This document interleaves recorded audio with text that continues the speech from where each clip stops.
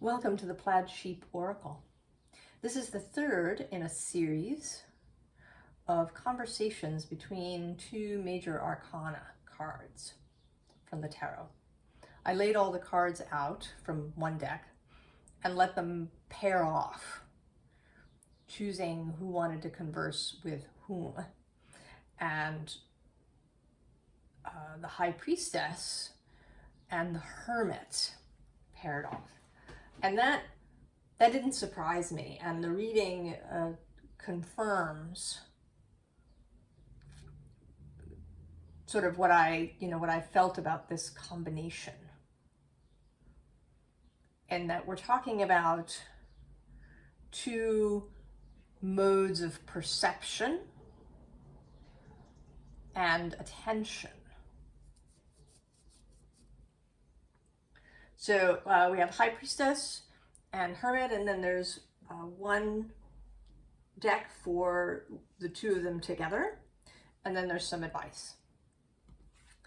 So the High Priestess and the Hermit came out of the Thoth deck, and she's very, very cosmic here, this High Priestess. And right out of the gate, first card, High Priestess. And in this, in this good tarot deck, it's like she kind of appears out of nowhere, just materializes, comes out of the fog. And this talks about information and intuitive insight, clarity coming from source. So coming from outside of yourself.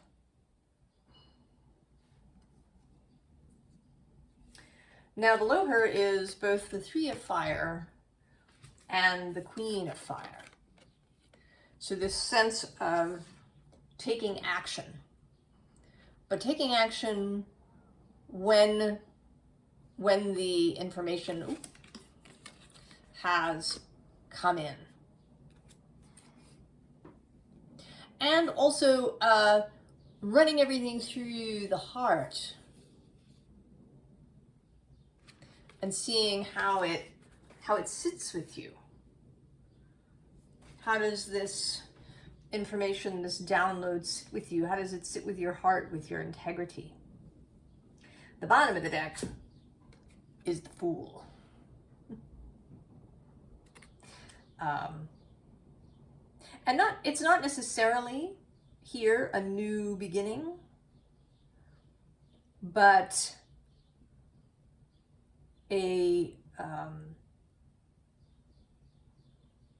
just to write this call to action, or call to perception, call to being open to the High Priestess energy, to what wants to come through and in for you. So the messenger of air, the information arriving. Now, we have the messenger of air, though intuitive knowing can come through other channels, through a more watery or more earthy channel. But it has this sense of coming down. For me, there is no direction, if I want to say, to spirit. Source is everywhere. We are in it. It isn't somewhere over there or up above. But as a metaphor, the coming from above down into the crown chakra and the third eye. And then perhaps passing all the way through, down to the root. Checking in with all the chakras as it goes. And it may be that you have some blockage with the Six of Water, and she always looks like she's kind of dealing with a stomach ache or some nausea or something in her gut. So if you're sort of roiled up, if you're in a difficult emotional space, it can be tricky to hear this voice. Now, I'm not saying that you cannot, because I think that you can. I don't think that there is any point where you cannot hear the voice of Source. But it is trickier when you're in an upset state. And it's the advantage of practice when you're calm. Because then, right, you when you get into practice, then you can do it even when you're upset. Like really getting comfortable with driving and with handling a car and with, you know, perhaps what to do in an emergency, so that when you hit that black ice, you don't even have to consciously think about it. Your body responds and you know what to do. And I think that intuition is the same way. If we exercise it and practice it in the calm moments, then we can come to recognize it in those difficult moments when we really might need it. Right? You really might need intuitive knowing in the middle of a really difficult situation. What do I do?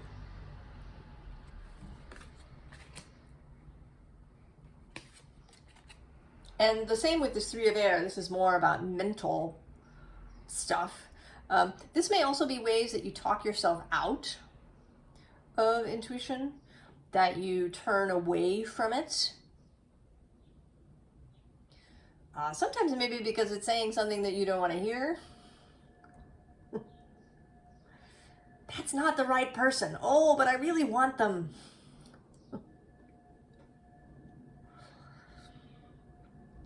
We can turn away. We can find ways to justify with thoughts an action that we want to take, even if it isn't in alignment with our intuition.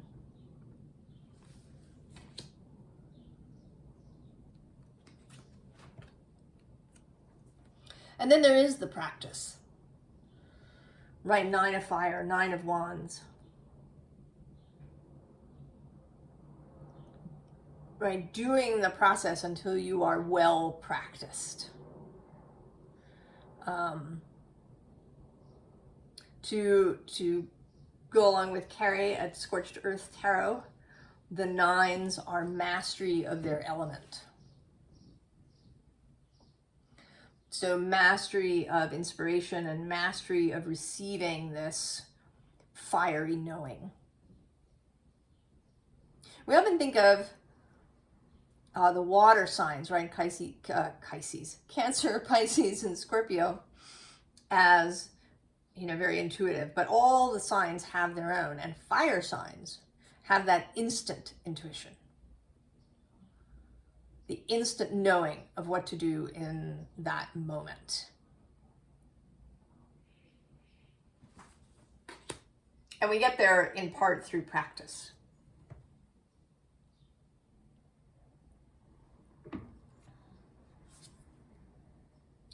Then with this Witch of Air and this 2 of Fire, and actually also this 3 of Air, which is very different. It's not really the 3 of Swords. This is a lift-off kind of energy, and this fast-moving witch air energy.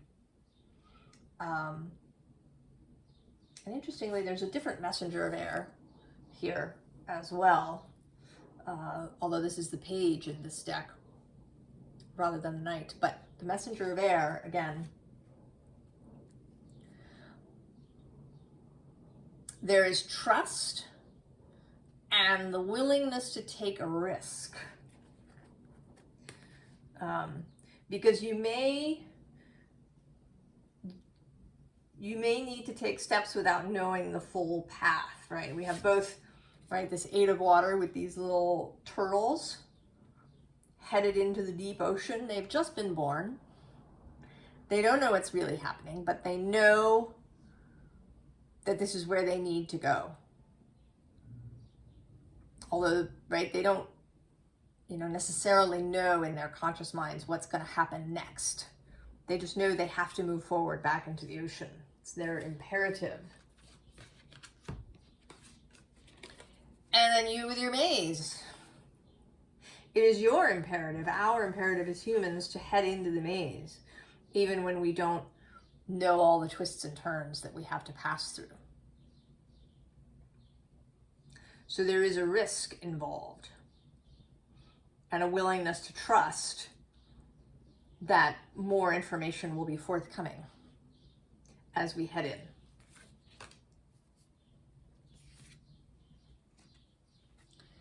And with the 4 of fire, that we can trust that this is a family matter.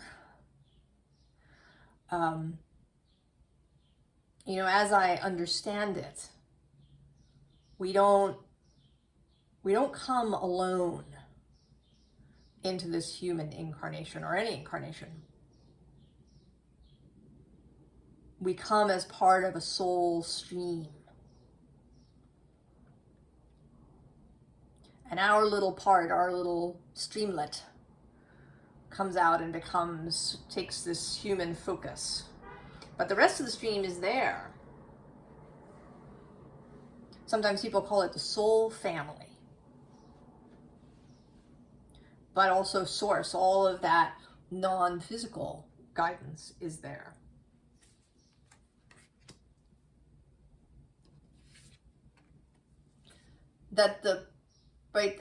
And actually, not so much healing here, but this star energy. The guidance is always there. Sometimes it's obscured because we may be in an obscured place. Sometimes you only get, pieces of information because it might be better that way. If you knew the whole thing, you might turn around and go to bed, back to bed, and hide under the covers. It would seem like too much. And also then we wouldn't be surprised. It's kind of nice to be surprised, to have interesting things that we didn't expect happen. That's delightful. But we keep our eyes on the star.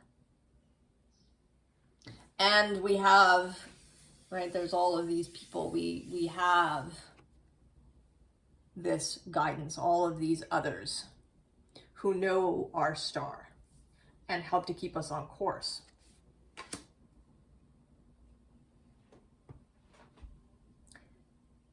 And then the Hermit.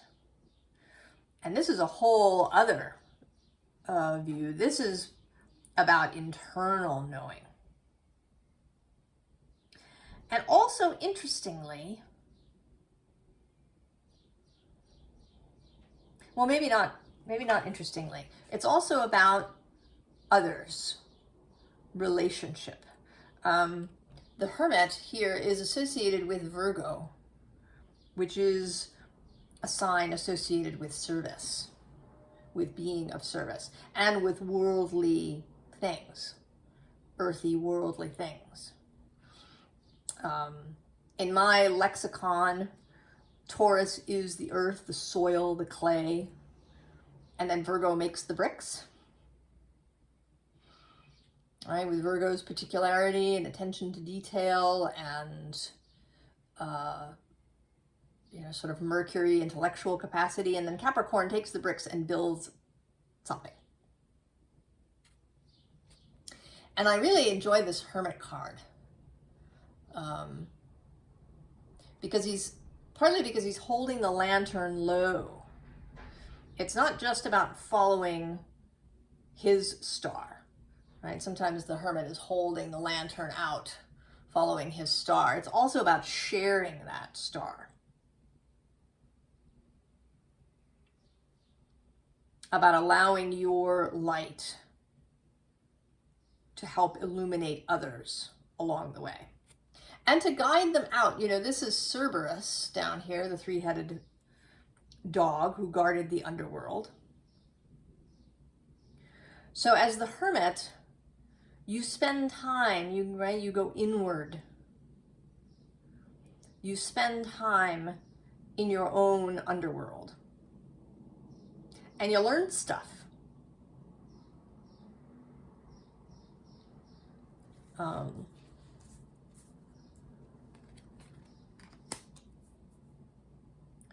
Right, actually, I'm going to come to this card last. You learn stuff. You do things. You talk to different aspects of yourself. You do a little digging around in your own self. You learn your own darkness. You learn your own shadows. Things that are hidden. Things that, and they aren't necessarily, you know, even bad things. They're just things that you hid from yourself. I was actually watching a sand reading yesterday that's from 4 years ago. A Scorpio reading about your magic, leaning into your magic. And she spoke about how, you know, when we're little, we may hide some significant aspect of our magic because right, we don't fit in if we're expressing that. And I think that it's difficult for children. You know, as an adult, you can think about, well, you know, I have this aspect of myself that I keep private. I don't have to tell all and sundry that I have it. But I think when you're a child, you really, right, you want to fit in. And so even something held privately that is considered weird by others can be really uncomfortable. So we actually repress it. We hide it completely, even from ourselves. We tuck it away into that 12th house. But when we go into this hermit space, we can find that. It will appear for us because we're walking around with that lantern.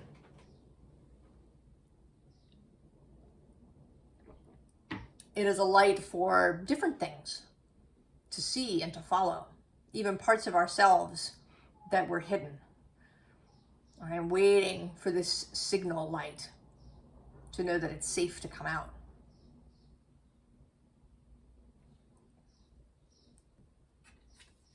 And so then we have the Chariot, the movement forward, recognition, understanding, the ability to moderate our own emotions, to understand our own emotions, to not be overset by them.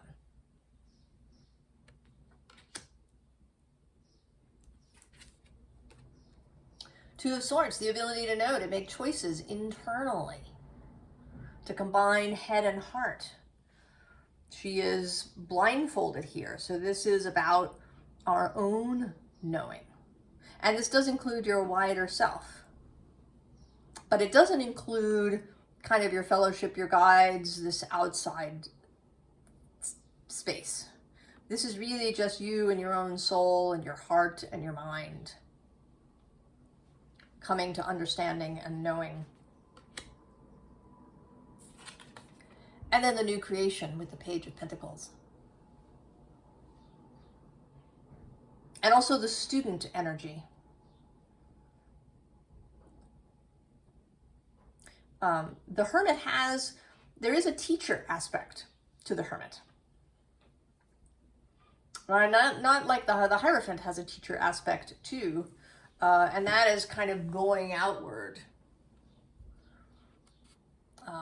You know, combining spirit and the mundane world and guiding people in that way. Whereas the Hermit is almost like an incidental teacher. You know, he hangs out in the woods and people show up and they meet him. Maybe they're not even seeking him out. They just run into him in the forest. And he gives them some amazing insight or piece of wisdom that he has learned. So there is a student as well as a teacher thing. And the teacher thing is showing up here kind of with the world and this gathering. You know, that maybe all of these people have come to meet the hermit in the woods.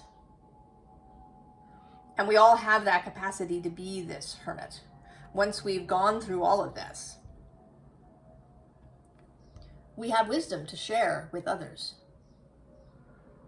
a light to encourage others. Now, everybody has their own light, but they might need to see yours first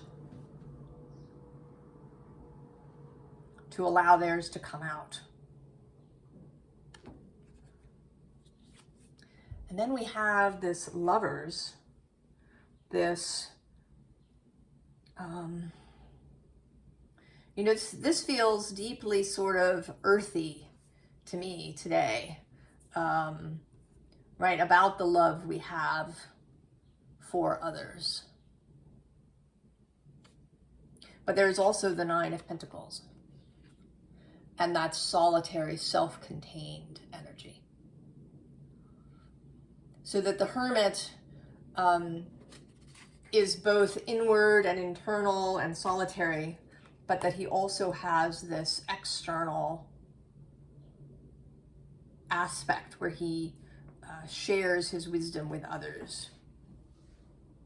The bottom of this deck is the Six of Swords. Right? The travel that you are going to need to make. The travel that the Hermit energy asks of you. And then actually, interestingly, I just saw the Knight of Wands is next. And this calls to mind this Sagittarius energy, this knight riding with a lit torch of wisdom and knowledge that he's taking elsewhere. And you may not, you may not be riding out and doing that, going out and teaching. You may be the incidental teacher. This incidental teacher that is the Hermit in the woods.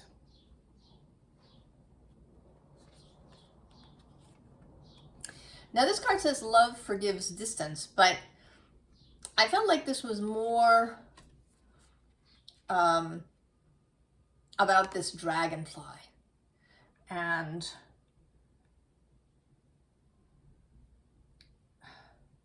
right, insight, knowledge, information that is shared with another. And that to get there, you found your night self. The ability to see in the dark. The ability to be different. That's another aspect of the Hermit, right? The Hermit doesn't care about what the societal stuff is. Right? He doesn't care what, you're supposed to be doing or how you are meant to move through the world. He's not interested. He knows what is right for him. And he's willing to be openly weird. The willingness to be openly weird. And that's down here a little bit in the Gifts of the Lonely Path. Getting really comfortable with yourself. Getting really comfortable with yourself. That is part of the Hermit's gift. Is knowing yourself and getting comfortable with yourself. Feeling comfortable in your own skin. And with your own thoughts.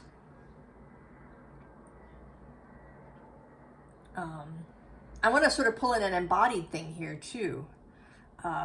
There's lots of advice in the world about how you're supposed to eat or how you're supposed to sleep or how you're supposed to do any of these things. But your body knows what is best for your body. And as the Hermit, the Hermit honors that. If it means you know, getting up with the sun and going to sleep with the sun. Maybe that's it, but maybe it's not. Maybe it's, you know, being up till the wee hours and getting up later. Maybe it's taking a walk after meals, or maybe it's taking a nap after meals. You're gonna, right? Whatever it is that is right for you is right for you. That is another hermit gift. And here between two worlds, there is this idea here of the hermit being able to bridge this gap. That once you have gone through this process and you've deeply investigated yourself and come to really know yourself and be really comfortable with yourself. And that means being comfortable with all that stuff that, you know, you might consider a shortcoming. But being comfortable, knowing that you're a human being. And then you've got this stuff that's sometimes a little difficult. You know, maybe you have a temper, or, you know, you have a tendency to procrastination, or there's something that you would consider a shortcoming. And getting really comfortable with that. That then you can kind of bridge these worlds, because then you're no longer afraid to walk around being weird.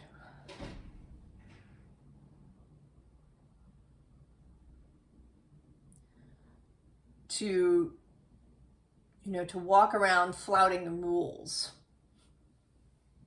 You can move in society and retain that kind of internal hermit.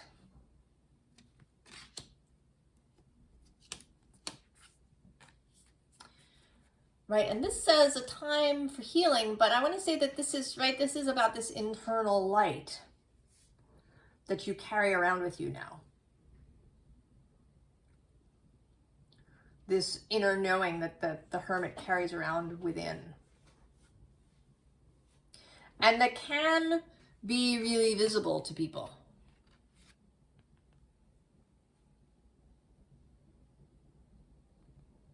Especially to people who are ready to see it. There may be some that are so mired in their own misery or their own prisons that they can't see it. But, you know, maybe in time they will. And it is not the hermit who goes around waving his lantern in people's faces.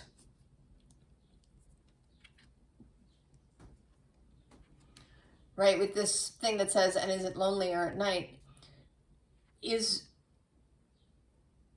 you know, maybe sometimes it is also the darkness, that in the darkness that you might find people or others who come to you in, right, who will come to you in the darkness, who will see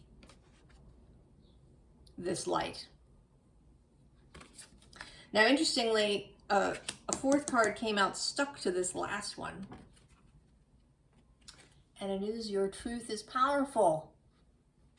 And here with this stag who's kind of come to maybe ask this hermit a question in the forest.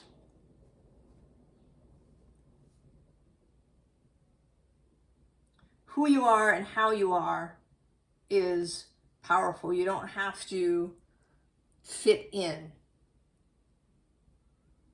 That belonging is not about fitting in. That belonging begins with knowing and caring for yourself. So the two messages together. The underlying, release. That in both cases, whether you're receiving information from source that's coming in, or whether it's internal guidance from your own heart or your own soul, or your own mind, or a combination, that is a release. A release from any box that you put yourself in. in order to fit in, right? Because right below that we have this survival and this influence, right? The influence of others, your need to fit in for your survival when you're just we. But at the bottom of the deck is nature, your true nature, that waits to be known. And the Hermit, right, assists you in knowing your own nature. And then that knowing your own nature, you know that you have this Priestess guidance as well, that is part of your nature.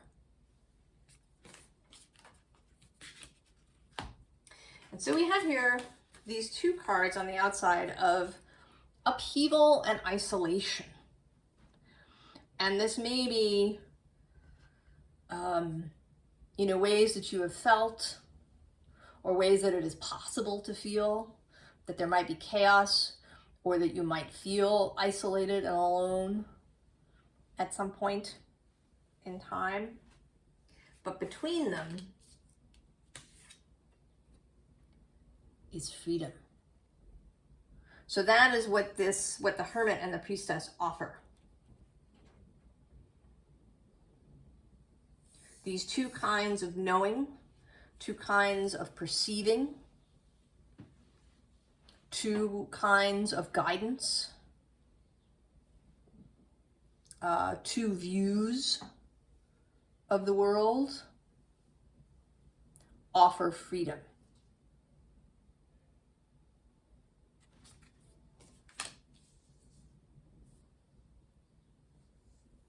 So advice.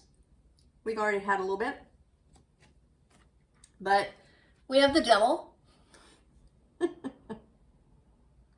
and below him is lust, and then at the bottom of the deck is satiety, the Ten of Cups. Now one can take this two ways. One, this could be a trap. Right? The trap of getting caught up in keeping up with the Joneses,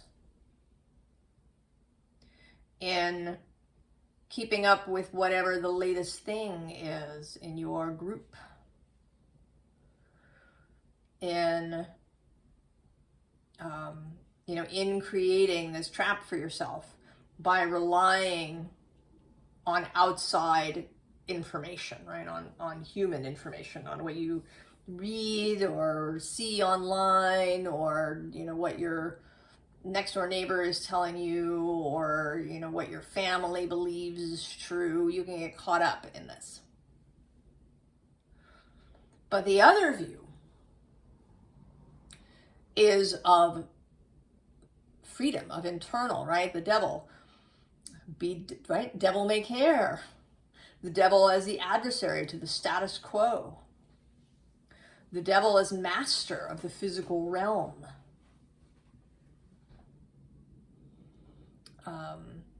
The Devil as one who has no need to fit in.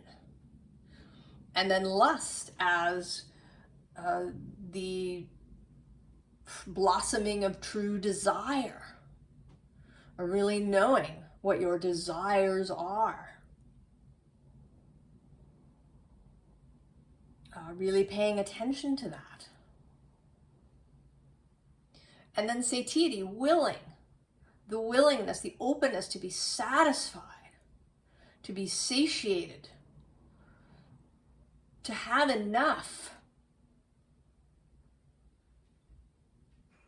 to overflow.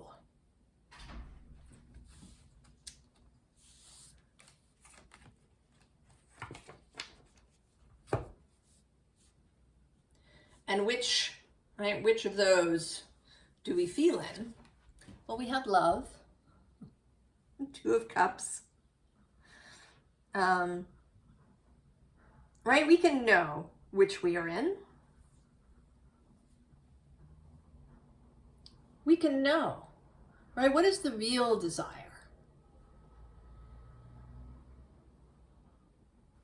What is the loving desire that we have?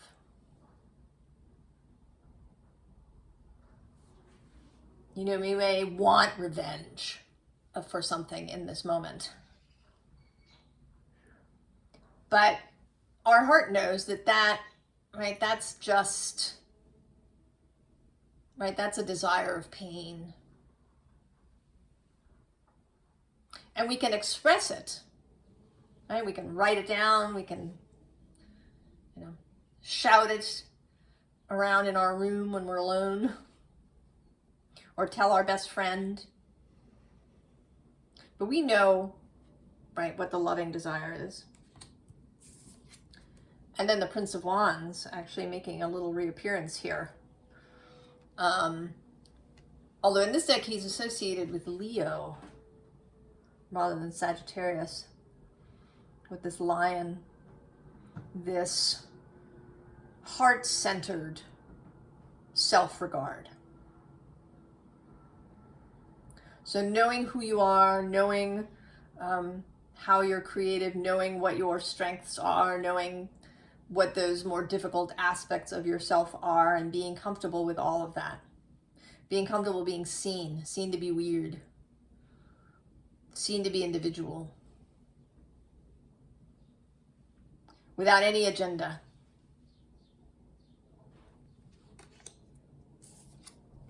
And then the Hanged Man.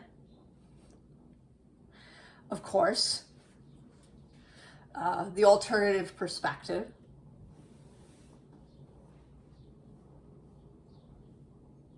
The time spent in contemplation, whether it's opening to the Priestess or going inward to the Hermit in order to learn something. Odin hangs upside down for 9 days as he's learning the secret of the runes.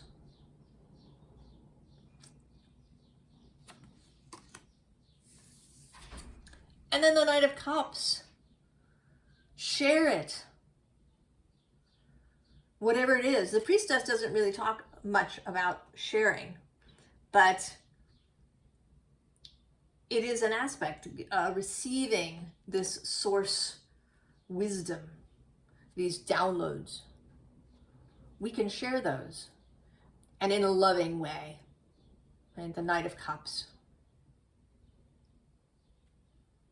In a loving way. To go out and share this cup of love and knowledge and wisdom and compassion and optimism and faith.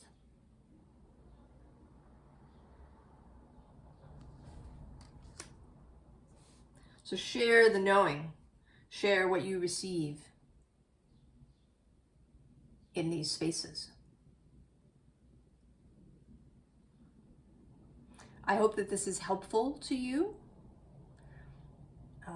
and that maybe you will commune yourselves with the Priestess and the Hermit. I wish you all the very best, and I will see you next time. So long.